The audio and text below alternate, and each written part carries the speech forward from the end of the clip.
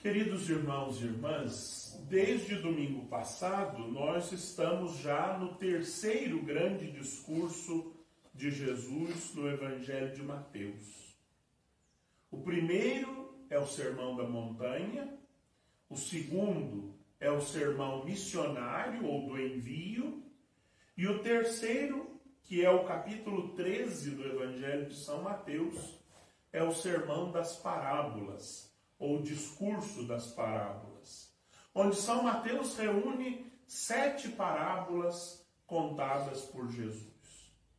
Domingo passado, nós ouvimos a parábola do semeador, e hoje o Evangelho nos apresenta, além de uma explicação, 3 outras parábolas, breves parábolas que Jesus conta e que São Mateus reuniu no seu Evangelho.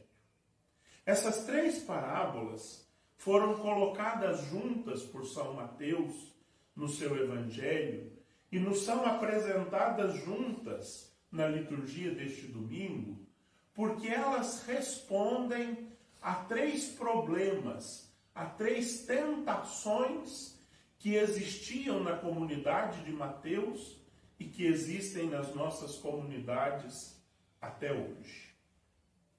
A primeira parábola responde à tentação do puritanismo. Isso que já foi até uma heresia na história da igreja. A tendência de querer ser uma igreja pura, uma igreja puritana, uma igreja onde só existam santos, onde os pecadores não sejam bem-vindos. Uma igreja para poucos e não para todos. Essa tentação existia na comunidade de São Mateus, a tentação de querer excluir aqueles que não conseguiam ainda viver com radicalidade o Evangelho. Essa tentação existe nas nossas comunidades hoje. Nós também, muitas vezes, queremos que as nossas comunidades sejam perfeitas, sejam comunidades de perfeitos, e assim julgamos as outras pessoas e não respeitamos os seus processos pessoais de amadurecimento na fé. Por isso, São Mateus nos conta que Jesus disse que o joio e o trigo vão permanecer juntos, embora não tenham sido lançados pelo mesmo semeador. Na explicação do Evangelho fica claro que quem semeia a boa semente é o Filho do Homem, mas quem semeia o joio à noite, nas trevas da escuridão, é o diabo. No entanto, o pecado e a graça vão conviver até o dia do juízo. Juízo este que não pertence a nós. Não somos nós os encarregados de julgar e dizer quem é santo ou quem não é santo, quem está na frente ou quem está por último, quem caminha veloz rumo a Deus e quem anda devagar. A nós não pertence nenhum tipo de juízo. O juízo pertence a Deus e por isso o joio e o trigo só serão separados no dia final. E serão os operários de Deus, os anjos, é que vão separá-los, e não nós. Não nos cabe o juízo. A segunda parábola da semente de mostarda responde a uma segunda tentação que existiu na comunidade de Mateus e que existe na nossa comunidade também. É a tentação do poder, a tentação da ostentação.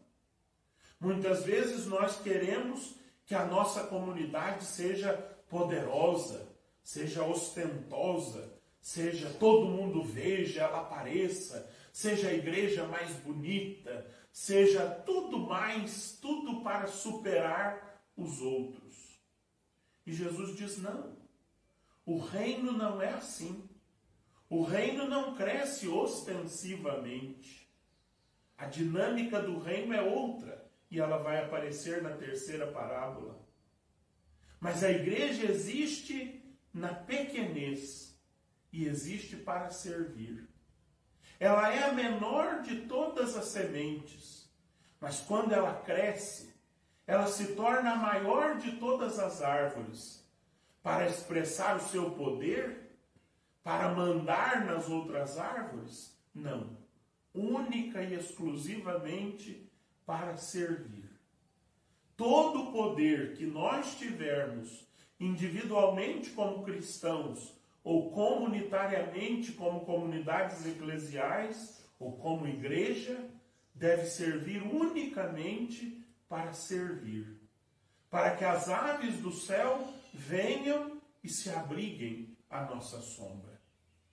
Com isso, São Mateus está nos ensinando, Jesus está nos ensinando no Evangelho de São Mateus, que a nossa única missão é o serviço.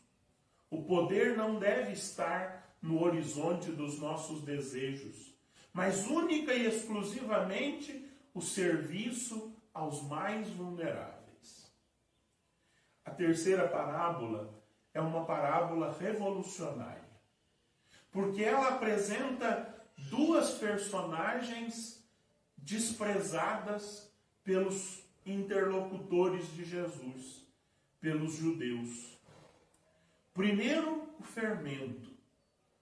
Os judeus não gostavam do fermento. Achavam o fermento invasivo.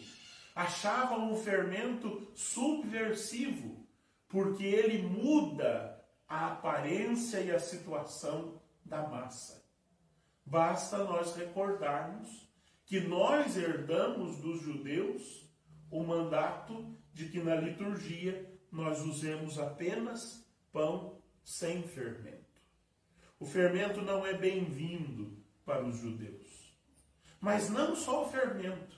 O fermento na terceira parábola está nas mãos de uma mulher. E a mulher também é desprezada na cultura judaica. Por isso, essa terceira parábola, que fala da dinâmica do reino, ela é uma parábola muito subversiva. Por quê?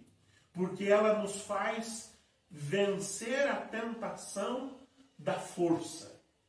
Se não devemos buscar o poder, devemos compreender que o reino de Deus não cresce pela força, pelo convencimento, pela força ostensiva. Nós nem temos polícia para obrigar ninguém a crer em Deus. E quando fizemos isso, fizemos muito mal, aliados ao poder do Estado. A dinâmica do reino de Deus é outra. A dinâmica do reino de Deus é a dinâmica das pequenas porções. É a dinâmica dos pequenos grupos. É a dinâmica do crescimento a partir de dentro. O fermento não pode ficar fora da massa. O fermento tem que ficar misturado à massa, como o trigo e o joio estão misturados. O fermento, ele cresce por dentro da massa e vai transformando a massa naquilo que é fruto da sua ação. Mas se nós colocarmos 1 quilo de fermento para 1 quilo de farinha de trigo, esse pão vai ficar incomível. O fermento ele tem que sempre ser pouco, mas na proporção certa, na proporção necessária para fermentar a massa, sem deixar a presença do seu gosto. É esta a dinâmica do Evangelho. Os cristãos devem estar em pequenos grupos, em pequenas porções, sempre presentes em todas as instâncias da sociedade. Não para mostrar a sua cara, não para gritar o nome de Jesus ou colocar as placas com frases do Evangelho nas repartições públicas e assim por diante, mas para transformá-las, para que elas deem o melhor de si. nós estamos nestas semanas vendo despontar aí nas redes sociais os pré-candidatos a vereador, a prefeito, e que bom que despontam candidatos cristãos, candidatos frequentes à comunidade da igreja, candidatos comprometidos com a comunidade eclesial e com o segmento de Jesus. E o que é que a igreja espera desses candidatos? Que eles entrem nas casas legislativas dos nossos municípios para favorecer a igreja? De jeito nenhum.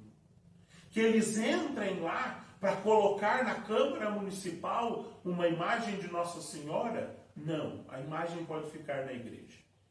Que eles entrem lá para colocar frases do Evangelho em todas as obras públicas que forem feitas? Não. A igreja deseja que eles entrem lá, que eles estejam nas instâncias do poder público, para que o poder público faça o melhor de si mesmo. O bom cristão que se torna vereador, que se torna prefeito, que se torna vice-prefeito, ele não tem que ser ele tem que continuar sendo um bom cristão na Câmara dos Vereadores ou na prefeitura, mas não para transformá-las numa igreja. Ele tem o dever moral, como cristão, de ser o melhor vereador, o melhor prefeito, naquilo que é próprio do prefeito e do vereador. Porque eu, como padre, vou tentar ser o melhor padre naquilo que é próprio do padre. Eu não vou governar a cidade, eu não vou fazer leis, eu não vou fiscalizar o executivo, eu vou fazer o meu papel de padre. Para que o prefeito faça o seu papel de prefeito, o vereador o seu papel de vereador, o médico o seu papel de médico, o advogado o seu papel de advogado, a cozinheira o seu papel de cozinheira e assim por diante. Mas todos fermentados ou fecundados pelo Evangelho. Para que em cada função, em cada papel social, nós demos o melhor que aquele papel social nos oferece, nos possibilita. Mas existe um outro detalhe que nós não podemos esquecer. A mulher. Se o reino de Cristo cresce em pequenas porções, em pequenos grupos, em igrejas domésticas que celebram o dia do Senhor, em grupos de setores que se reúnem ao redor da palavra, a igreja cresce, o reino de Deus cresce também a partir dos excluídos. O fermento não está na mão dos fariseus ou dos doutores da lei ou dos sacerdotes do templo, na parábola de Jesus. O fermento está nas mãos de uma mulher que é desprezada pela cultura judaica, de uma mulher que só encontra o seu lugar na cozinha. Por isso, essa mulher é sinônimo de todos os excluídos, de todos os vulneráveis, de todos os descartados pela sociedade, que são eles que no reino de Deus têm nas mãos o fermento da graça.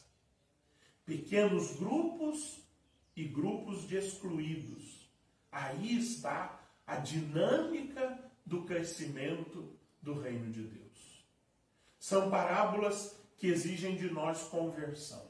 Aliás, essa é uma das características da parábola. A parábola não é uma história qualquer. A parábola é uma história que exige que nós nos posicionemos diante dela. E qual é a nossa posição? O que nós queremos para o reino de Deus? Queremos um reino ao nosso modo ou estamos dispostos a acolher o reino que Jesus trouxe? Um reino onde não há puritanismo, onde santos e pecadores crescem juntos e convivem na mesma sociedade e na mesma comunidade eclesial. Um reino que cresce pequeno, e quando cresce, só cresce para servir, e não para o poder, e não para a força. E um reino que cresce a partir dos excluídos, em pequenos grupos, fermentando e fecundando a sociedade a partir de dentro, para que ela dê o melhor de si mesmo. É esse o reino de Cristo, é esse o reino da igreja, é esse o reino para o qual nós devemos colaborar na sua construção. Convertamos-nos, mudemos a nossa forma de pensar, pensemos como Jesus, acolhamos o seu convite à conversão nestas 3 parábolas que o Evangelho hoje nos ofereceu. Amém.